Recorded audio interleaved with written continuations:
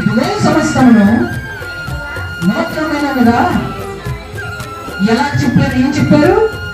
సమస్తమును నూతనమైనవిగా చేయించున్నాను అని చెప్పాను. తెలుసా? దేవునిగా సింహాసనాసీనుడు అనగా సింహాసనం గుర్తుపెట్టుకొని, సింహాసనం అంటే కూర్చుని సింహాసనం అంటారు. రాజు కూర్చుని సింహాసనం అంటారు. సామాన్య మనుషులు కూర్చుంటే దాన్ని చేయనంటారు. తెలుసా? సింహాసనాసీనుడు అంటే దేవుడు అని అంటాం. ఎందుకంటే రాజులకు రాజు, ప్రభులకు ప్రభు. దేవుడు ఎప్పుడైతే సింహాసనం కూర్చున్నారు కాబట్టి ఆయన సమస్తమైన నూతనమైనగా చేస్తున్నాను అని చెప్తున్నాను. అంటే అర్థమైతే తెలుసా? దేవుడు నీ జీవితంలో నూతనంగా చేయాలని ఆశపడుతున్నాను.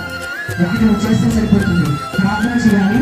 రెండోది నువ్వు చేసిన ప్రార్థనకి జవాబు వస్తుంది అని నువ్వు ఖచ్చితంగా నమ్ముతున్నాను.